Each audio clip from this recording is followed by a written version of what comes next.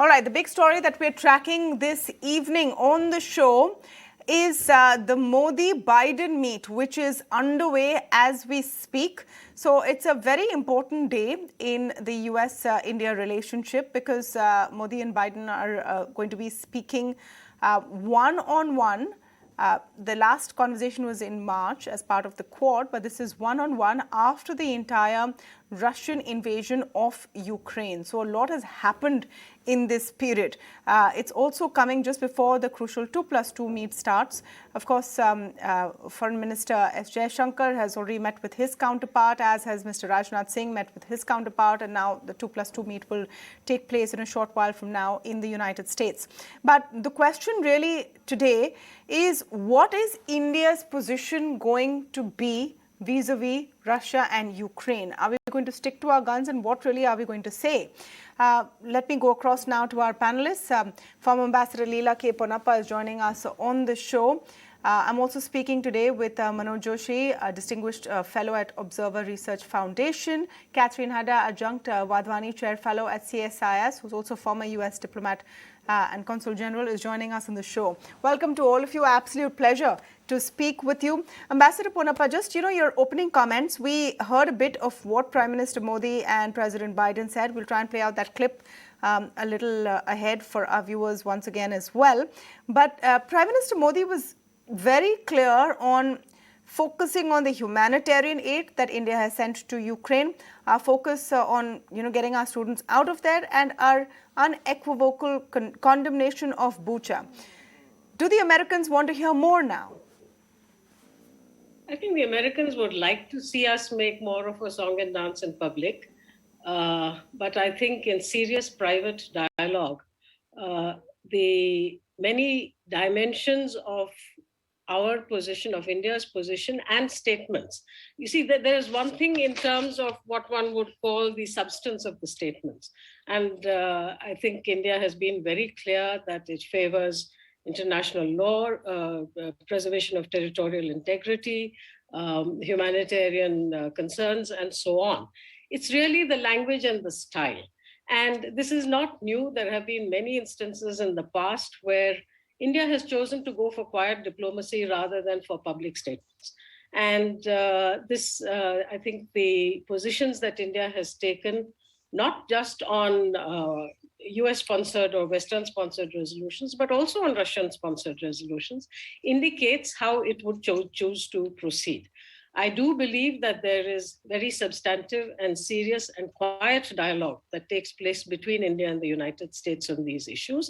And we will need to await the outcome of the ongoing meetings between the presidents and the 2+2 to gauge the substance of what was covered.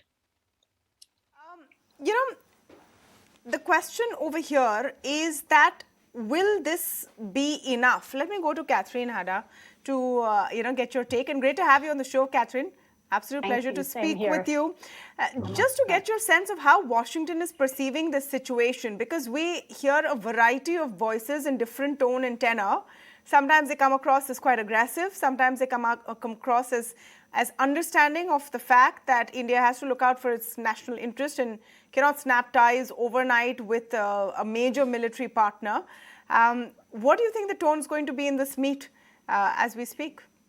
I think the tone is already being set by the statements that have come out before the meetings, both the leaders' virtual summit and also the 2+2. Both sides have really stressed there's a very broad agenda, and we do have a very broad growing agenda between our countries as well as regionally and also globally. If you look at things like climate change and health, we have the fact that this is the first 2+2 for the Biden administration. No one called to cancel it.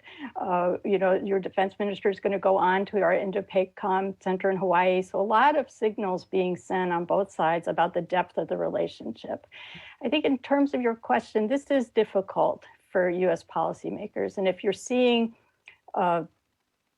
sort of mixed signals, part of that probably is a dilemma that we have as well. On the one hand, I believe there have been a lot of statements, direct statements, recognizing India's dilemma over Russia, its dependence on the military, weaponry that they already have. And even before this, recognition by this administration, by the previous administration, of India's desire and need for strategic autonomy. That has been said directly. If you look, it's one of the ways the Quad was set up the way it is. It's a partnership. It's not an alliance.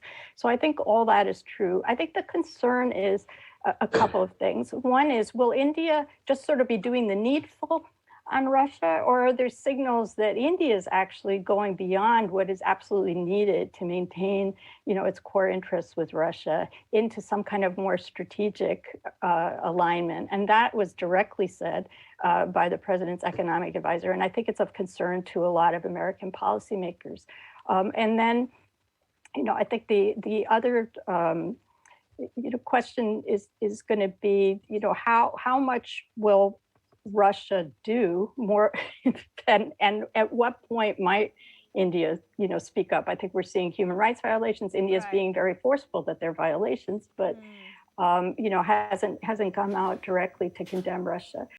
Just a couple of more points. This isn't just us against India. This is a lot of the world being very concerned,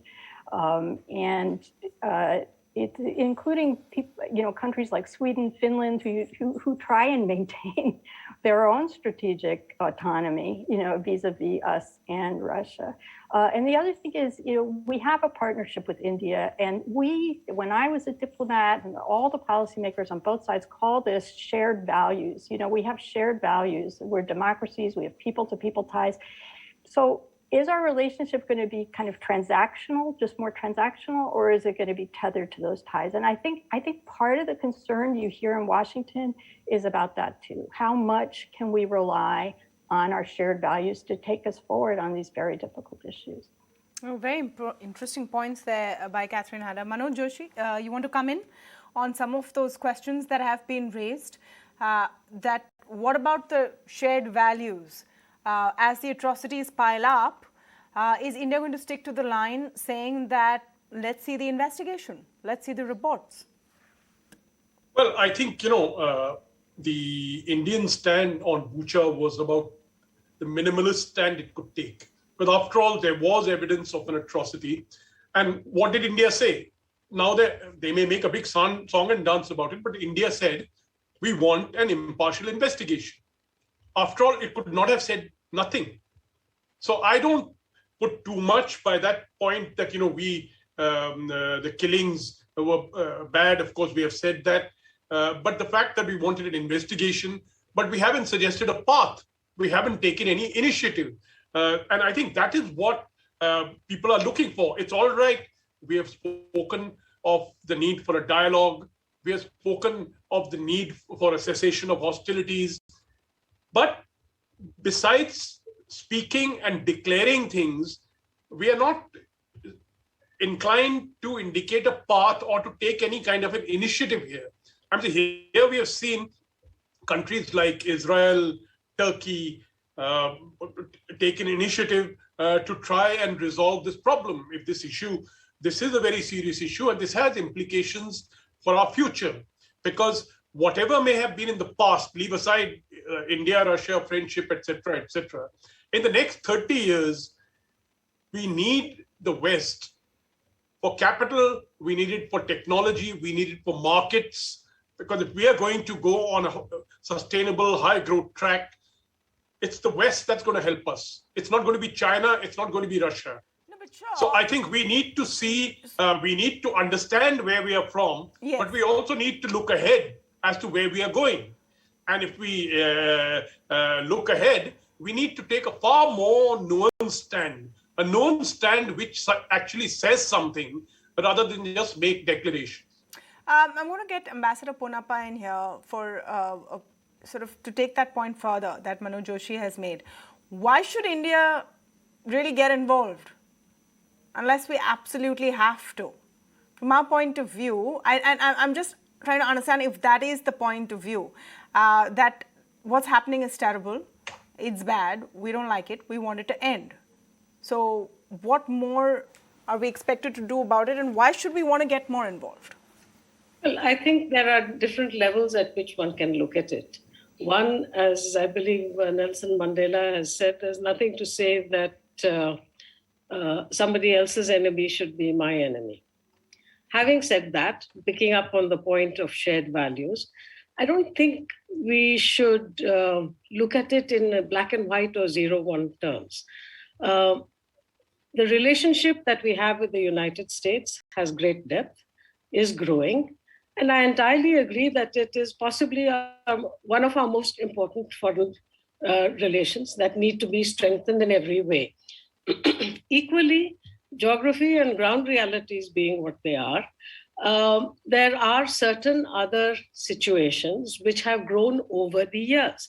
I don't wish to get into whataboutery about these things, but there are reasons for Russia being one of India's major arms suppliers, and it goes back to the 50s. It could have been different, it wasn't, but I think there is a certain process that is now taking place that we all support, and that's important.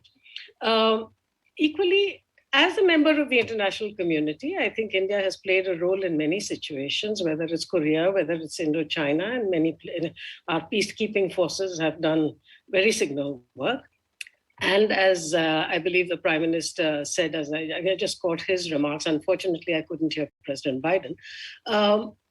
We have talked to both sides, and we have tried to balance our interests. And I think above all, it is the responsibility of every government to safeguard its national interest while trying to negotiate a very tricky situation, which requires calibration, which requires balance, and which requires serious dialogue outside media formulae.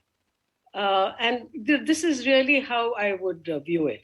Why should India be concerned? At one level, because we had so many thousand students over there. At another level, because the security of Europe will ultimately impinge on global security, because as against the situation at the end of World War II, today you have China, regarding which India and the United States have a very clear common perception. So, you can't just sort of treat it as two opposite poles. When you talk about multipolar, this is it. How are you going to be creative about this? It's not just a question of making declarations. That is something that media would love. You've got to go beyond declarations in order to try to see how you negotiate what is a geopolitical minefield. Katherine, on the question of India's actions, now a very common running argument is that if India is asked to reduce, for example, the amount of crude we import from Russia, or not to buy Russian crude at throwaway prices, how is that fair when large European nations are not willing to cut their gas dependency because they want to keep their lights on? Are the same standards being applied? Or is India's response really being gauged by what we're saying? Because a lot of this war and the messaging is also about rhetoric, saying very harsh things on the face of it, which flies in the face of what diplomacy is, isn't it? Well, I would just say a couple of things. One is that the Europeans actually are really debating among themselves how to wean themselves off Russian energy. And by the way, this is a sign no one's ever said we would have cut off our relationships with Western Europe over our discomfort in years past about how energy dependent they were on Russia. So it's not like we, tell our friends and partners what to do all the time. We may disagree, but we still have an in-depth relationship. And I think you're seeing that here. I think the difference with India is twofold. One is India doesn't really need this oil. It's, I think, less than 1% of your energy needs. But the bigger concern is how it's going to be paid for. So if there's going to be some kind of new financial vehicle set up that will basically enable Russia's economic actions, I think that goes back to that strategic alignment question that is of concern here in Washington. And I'm sorry, Madam Ambassador, I just would say one more thing. It's very ironic and it is a dilemma, but the irony is, if to the extent that we don't stand up against this clear transgression in Europe, China may take all sorts of wrong signals vis-a-vis whether it can move into Taiwan. And that's going to be a problem for all of us. So on the one hand, I do see India's legitimate concern about pushing China to Russia, making China the winner in all of this. But on the other hand, it's sort of, either way creates a dilemma. Yeah. Ambassador Ponappa, would you like to respond to that? Yeah, I think this is where I say one has to go beyond declarations and what's put out, because the real substance or the stuff of the relationship is in what is discussed or what governments understand of each other. Let's talk about sanctions. Yes, Europe has made great declamations about how they're going to wean themselves off Russian energy, but it would take decades to build a new pipeline, if from whatever source they get it, and so on. But please also consider the items that have been exempt in the current set of sanctions. Energy has been exempt. Uranium has been exempt. Russian oil exports from the Urals to the US have been exempt. There are Russian banks that have been exempt to facilitate these payments. Fertilizers have been exempt as being essential to food. Medicines and pharmaceuticals have been exempt. So, it's not an across the board. As I said, it's not a 0-1 black and white situation. Obviously, these exemptions have taken place in the light of perceptions of the governments concerned regarding their citizens and their national interest. And likewise, India too has been doing this in terms of what its requirements are. If you get a good deal, which Russia has offered India with regard to oil, let somebody else come up with a better deal. Why doesn't America give us a better deal then? Would they sell it at the same price? We don't know. Now, this is part of the ongoing dialogue. The point is, going back to Tamanna's question, is it fair? I think it goes beyond just fair. Is it realistic? How serious are we about something across the board? If it's okay for countries X, Y, and Z in Europe to have exemptions, why is India being picked upon? I would question that. Which is why I keep saying this is not something that can be simplistically developed through a headline. And this is what today's dialogue, tomorrow's dialogue, this is what they're going to be all about. And I must say, to the credit of President Biden and his colleagues in state and the National Security Council and so on, there is a depth of understanding about India's dilemma. Absolutely right. There have been situations in the past where I think people in India could question the kind of positions that America took, in particular with regard to its relations with Pakistan. And also after specific incidents, after 26/11, we had a whole flurry of visitors, not suggesting that we condemn, punish Pakistan and so on. No, but please, India, be patient, exercise due caution. So, and I'm not saying this in order to score a point, but merely to point out that countries act in their interests. And I don't think we should question the seriousness of their positions. It's important to understand why they do whatever.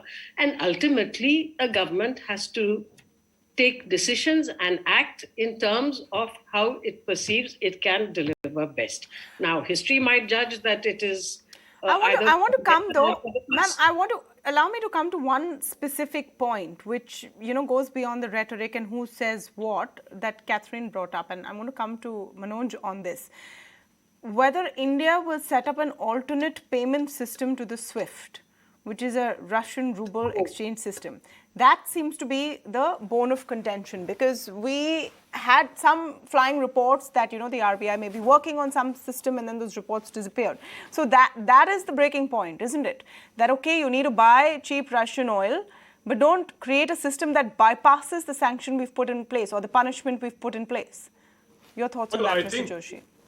I think you really don't have any option but to put in that alternative system, because if there are sanctions in place, you have to, if you're going to buy things from Russia, particularly defense equipment. See, as far as the oil is concerned, I think we're getting a bit carried away. India bought a small quantity of oil. I think what happened was the timing of that purchase. It was not a very significant purchase in terms of purchases. It is the timing of the purchase. And the second thing was the warning from the US was, look, don't, for heaven's sake, scale it up. Don't scale it up to the point that you're buying 20, 30 times that amount because it's available. So that was one issue there. As far as the rupee ruble thing is concerned, you know, we have had that system in the past when the Soviet Union was there. And even now, whether you like it or not, we are deeply dependent. We are deeply dependent on the Russians for as much as 80 to 85% of our defense platforms. Most people give numbers of 60 and 50, but actually it's 80 to 85%. And when it comes to that level of dependence, and we'll be having, and it's a constant process. We are buying components, we are buying spares, we are buying material for licensed production. We have to have some arrangement to purchase that. And I think as far as we are concerned, there is simply no alternative but to create. Allow me to quickly just get a response from Katherine on that, because I think he's right. The oil, maybe like you said, we're not that dependent, but what about the military sort of dependence? What's the alternative? Well, I think the alternative is us, is France, is Israel, and India is moving in that direction. And I think the other thing to remember is by law, you know, we could sanction India over, you know, taking the missile defense system from Russia, and that's been rather slow rolled. So I think everyone recognizes India's dilemma. I think what we're talking about is need, and I agree, countries decide what they do in their own interest. The question is what's need versus a nice to have. I think, ironically, there's probably more understanding about the weapon system than there is about the oil, and I think that comes out in the statements that we've seen. And the actions that we've seen and the inaction. So the question is where all this will head. I really enjoyed listening to the ambassador. She's a great diplomat, a well-known diplomat. I think countries also have operating, though, on a sliding scale, let's say, between their national interests and their values. And what we're seeing now is a bit of a conflict, perhaps, between values and interests as they're perceived on all sides. Right, it's a space we need to watch going forward, but it's been an absolute pleasure listening to all of you on the show today. Katherine, Tamanna, may I just have a very short comment? Okay, a short one, absolutely short one, ma'am. But yes, I can't refuse. I come back to Katherine's point about India's dilemma. I think currently we are in a situation where we have, from the West, questions being asked about India's position with regard to the Ukraine without exactly looking at the import of what India has said publicly. And I'm sure that privately it's been said very much more forcefully. And on the other side, India is under Chinese and Russian lens with regard to the Quad. So both sides want India to sort of take a position in what they consider their favor. But I'm not getting into labels of strategic autonomy or whatever, but India has taken a path through this, as I said, geopolitical minefield to try to ensure that what it perceives as their interests, as India's interests, will be taken care of while keeping the road to the window to dialogue open with all sides. Right, we'll have to end it here. But once again, thank you for a fascinating conversation this evening on what is truly quite a tricky situation. There's a lot of nuance, and I agree, we have to go beyond the headlines to make sense of this. It can't just be bold declarations, there's a lot more to it. So thank you to all of you. We'll take a very short break here, but we're back in a bit with a lot more.